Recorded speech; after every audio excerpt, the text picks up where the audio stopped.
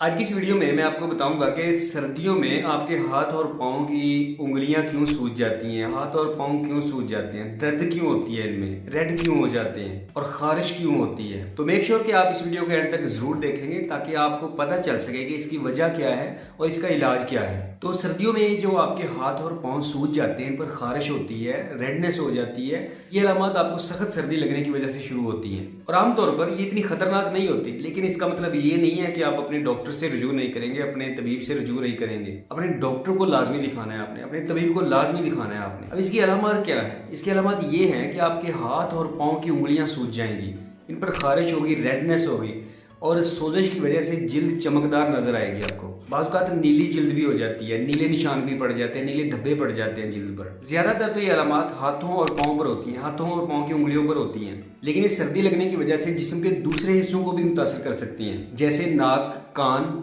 और टांगे वगैरह। इसकी अलामत में मजीद आपको जलन होगी, उंगलियों पर खारिश होगी और बाज़ औक़ात छाले भी हो सकते हैं। सर्दी की वजह से आपकी जो खून की नाड़ियां, ब्लड वेसल्स हैं, ये सिकुड़ जाती हैं, सख्त हो जाती हैं। खासतौर पर जो स्किन के करीब वेन्स होती हैं, छोटी खून की नाड़ियां, ये सिकुड़ जाती हैं, कैपिलरीज जिनको कहते हैं, जिसकी वजह से ब्लड सर्कुलेशन सही तरह से नहीं हो पाती। और जब आपको फील होता है कि पाँव बहुत ठंडे हो गए हैं या हाथों की उंगलियां बहुत ठंडी हो गई हैं, तो आप एकदम से इनको हीट देने की कोशिश करते हैं, इनको गर्म करने की कोशिश करते हैं। तो जो बहुत छोटी खून की नालियां होती हैं, ये एकदम से फैल जाती हैं, एक्सपैंड हो जाती हैं, जिसकी वजह से इनमें से ब्लड लीक होकर, इनमें से ब्लड निकलकर करीबी टिश्यूज में चला जाता है और फिर सोजिश होना शुरू हो जाती है। अब इस सोजिश की वजह से जो करीब वाली नर्व्स होती हैं, ये स्वेलिंग उनको परेशान करना शुरू कर देती है, उनको इरिटेट करना शुरू कर देती है, जिसकी वजह से आपको शदीद दर्द होता है। फिर अब ये किन लोगों को ज्यादा हो सकती है, इसके रिस्क फैक्टर्स क्या हैं? ये उन लोगों को ज्यादा होती है जो बहुत ज्यादा टाइट कपड़े पहनते हैं या बहुत बारीक कपड़े पहनते हैं जो आपकी स्किन को अच्छी तरह से कवर ना कर पाते हो। ऐसे लोग जो सर्दी में खुली आबो हवा में रहते हैं, सिगरेट पीना, स्मोकिंग करना, इसकी वजह से भी ये मसला हो जाता है सोजिश का। सर्दी में औरतों में ये मसला ज्यादा होता है, हाथों और पाँव की सोजिश का और दर्द का। BMI कम होना, लो बॉडी मास होना भी इसकी एक वजह हो सकती है। इसके अलावा अगर आपकी ब्लड सर्कुलेशन ठीक नहीं है, आपको पहले से ही कोई ऐसा मसला है कि आपकी खून की नालियां तंग हैं, आपको ब्लड सर्कुलेशन का इश्यू है, तो फिर भी ये मसला आपको हो सकता है। अब सबसे अहम, इसका इलाज क्या है? हाथों और पाँव की ये सोजिश आमतौर पर बहुत ज्यादा लोगों में 2 से 3 हफ्ते में ठीक होना शुरू हो जाती है। ज्यादातर केसेस में ऐसे होता है कि अगर आप खुद की अच्छी तरह से हिफाजत करते हैं, खुद को कवर रखते हैं, अपने हाथों और पाँव को गर्म रखते हैं, तो आप में ये अलामत कम होना शुरू हो जाती हैं। आपकी सोजिश, आपकी तकलीफ कम होना शुरू हो जाएगी अगर आप खुद का ख्याल रखेंगे, अपने हाथों और पाँव को कवर रखेंगे, गर्म रखेंगे। लेकिन अगर आपको ब्लड सर्कुलेशन का मसला है, आपको डायबिटीज है, शुगर का मसला है, तो फिर ये मसला आपका इतनी जल्दी ठीक होने वाला नहीं।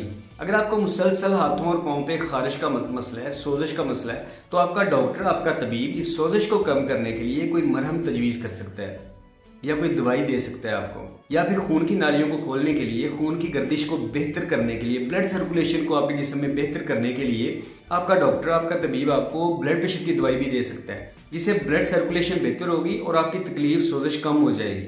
आप अपने हाथों और पाँव की हिफाजत करके इस मसले से, इस तकलीफ से बच सकते हैं। जैसे ही आपको ये अलामत आनी शुरू हों, आपके हाथों और पाँव की उंगलियां सूजनी शुरू हो जाएं, खारिश शुरू हो जाए, दर्द शुरू हो जाए इनमें, तो आप अपने हाथों और पाँव को किसी कंबल में लपेट कर आहिस्ता आहिस्ता से गर्म करने की कोशिश करें।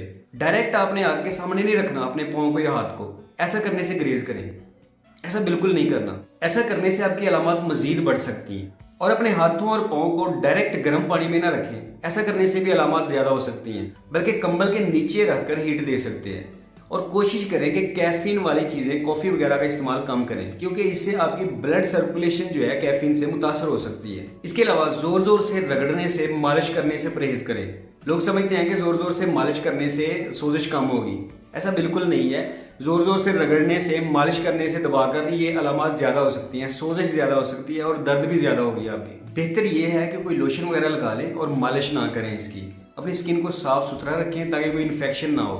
जब आपको ये अलामत होना शुरू हो जाएं, हाथों और पाँव की उंगलियों पर सोजिश होना शुरू हो जाए, तो कोशिश करें कि खुली आबो हवा में बाहर ना निकलें ज्यादा।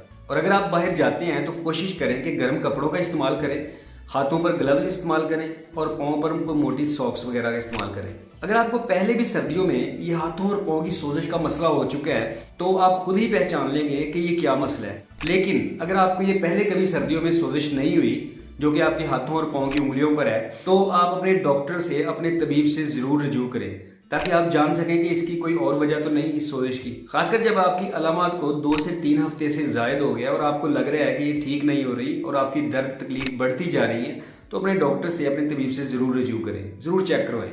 तो उम्मीद है ये वीडियो आपको पसंद आई होगी। तो इस वीडियो को लाइक ज़रूर कर दें, इस चैनल को सब्सक्राइब कर दें ताकि इस तरह की मज़ीद इंफॉर्मेटिव वीडियोज़ हम आपके लिए लेकर आएँ। बहुत शुक्रिया।